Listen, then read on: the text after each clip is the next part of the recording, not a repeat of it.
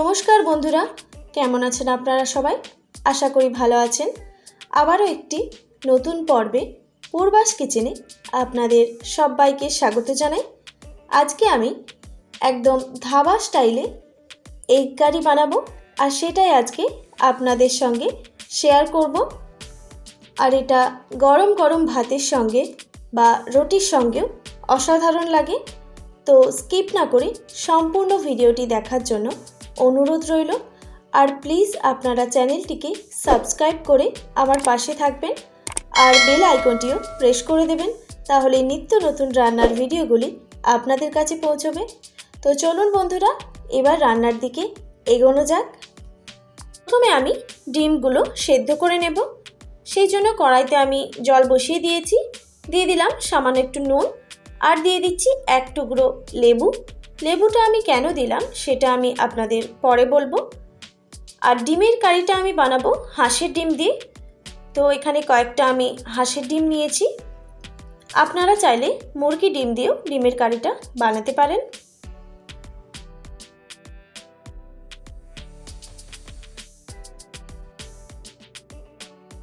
ডিমগুলো প্রায় 15 থেকে 20 মিনিট টাইম নিয়ে ভালো করে সেদ্ধ করে নিতে হবে। 15 থেকে 20 মিনিট টাইম নিয়ে আমি ভালো করে ডিমগুলো সেদ্ধ করে নিয়েছি। এবার এটা ভালো করে ঠান্ডা করে নেব।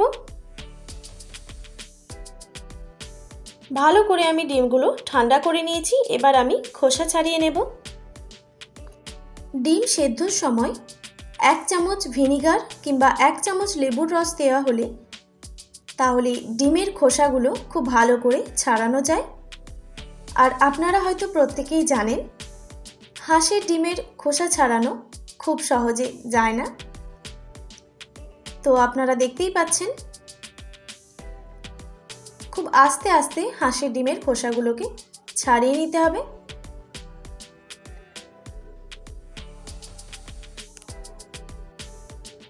এইভাবে আমি সব ডিমের খোসাগুলো ছাড়িয়ে নেব।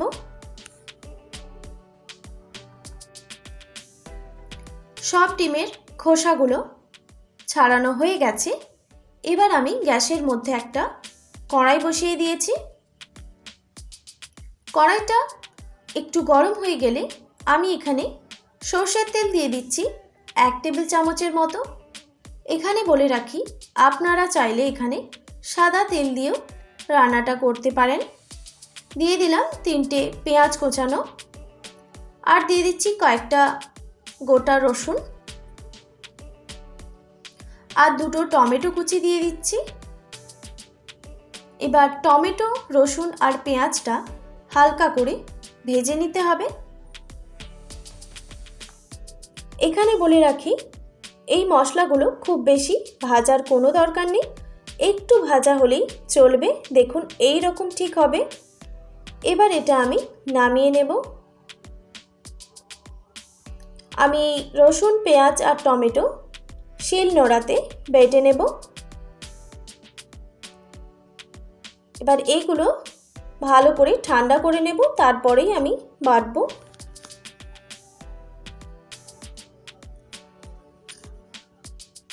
খুব ভালো করে ঠান্ডা হয়ে গেছে। এবার আমি মশলাটা শিল নোড়াতে বেটে নিচ্ছি। আপনারা চাইলে মিক্সিতেও বেটে নিতে পারেন।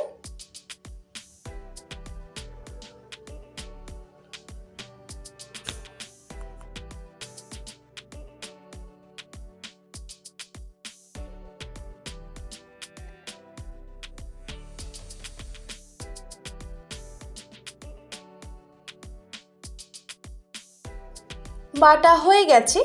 এবার এটা আমি একটা পাত্রে তুলে নিচ্ছি।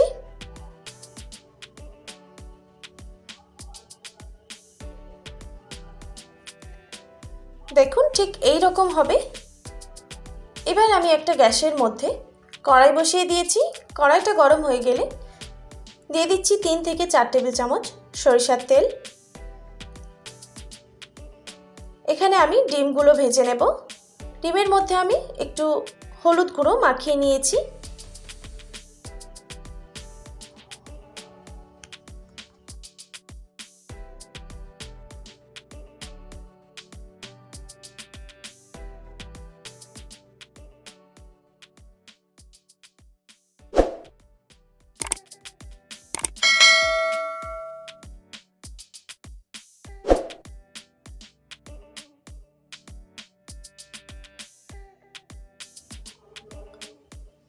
ডিমগুলো ভাজা হয়ে গেছে, এবার আমি তুলে নেব।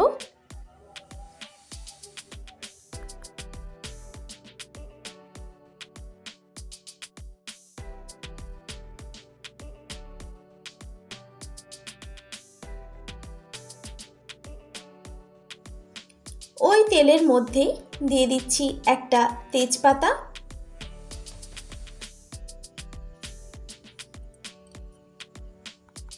আর দিয়ে দিলাম কয়েকটা কাঁচা লঙ্কা চেরা,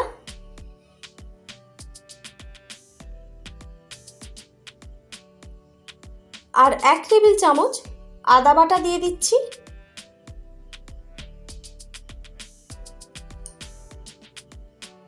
সামান্য একটু জলও দিয়ে দিলাম। এবার আদাটাকে একটু ভেজে নিতে হবে।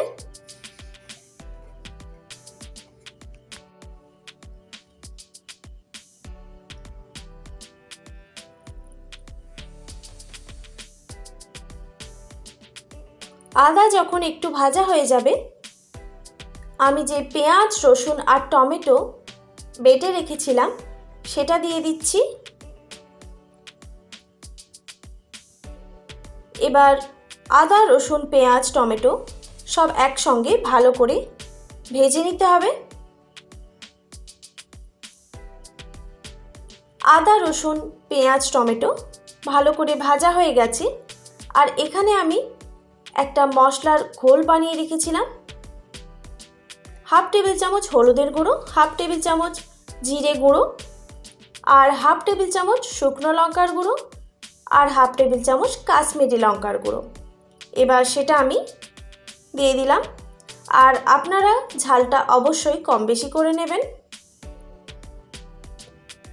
এবার মশলাটাকে ভালো করে কষিয়ে নিতে হবে। সামান্য একটু জলও দিয়ে দিয়েছি।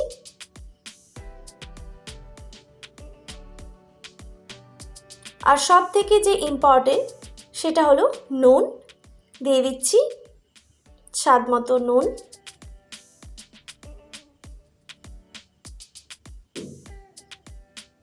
এবার মশলাটাকে খুব ভালো করে কষাতে হবে। খেয়াল রাখবেন, মশলা যত ভালো কষানো হবে রান্না ঠিক ততটাই ভালো হবে। মশলাটা যখন ভালো করে কষানো হয়ে যাবে, এখানে আমি দিয়ে দিচ্ছি সানরাইজের গরম মশলার গুঁড়ো। এবার পরিমাণ মতো আমি জল দিয়ে দিচ্ছি। 1 বাটির মতো জল আমি দিয়েছিলাম, মনে হচ্ছে আর একটু জলের প্রয়োজন, সেই জন্য আবারও আমি 1/2 বাটি মতো জল দিয়ে দিচ্ছি।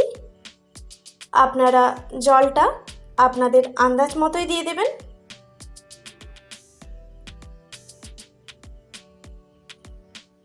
এবার জলটা ফোটা পর্যন্ত অপেক্ষা করব। জলটা ফুটে গেছে, আর এইভাবে কিছুক্ষণ জলটা ফুটিয়ে নেব। প্রায় 1 থেকে 1.5 মিনিট টাইম নিয়ে জলটা ফুটে গেলে এখানে আমি ভেজে রাখা ডিমগুলো দিয়ে দিচ্ছি।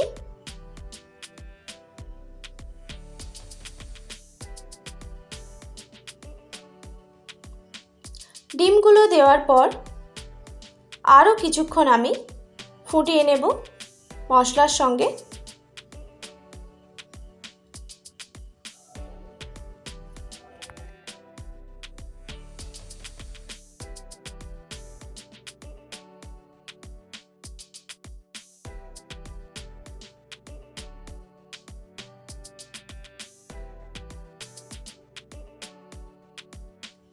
আরও কিছুক্ষণ ফুটিয়ে নামিয়ে নিলেই রেডি গরম গরম ধাবা স্টাইলে এগ কারি। এবার গরম গরম ভাতের সঙ্গে কিংবা রুটির সঙ্গেও পরিবেশন করতে পারেন। আজকের রেসিপি আপনাদের কেমন লাগলো অবশ্যই কমেন্ট করে জানাবেন। আর যদি ভালো লেগে থাকে তাহলে সাবস্ক্রাইব করে দেবেন, আর পাশে থাকা বেল আইকনটি প্রেস করে দেবেন, তাহলে নিত্য নতুন রান্নার ভিডিওগুলি আপনাদের কাছে পৌঁছবে। তো ভালো থাকবেন, সুস্থ থাকবেন, দেখা হচ্ছে নতুন কোনো রেসিপি নিয়ে। আজকের মতো এইটুকুই। আর এতক্ষণ আমার সঙ্গে থাকার জন্য আপনাদের সবাইকে অনেক অনেক ধন্যবাদ জানাই।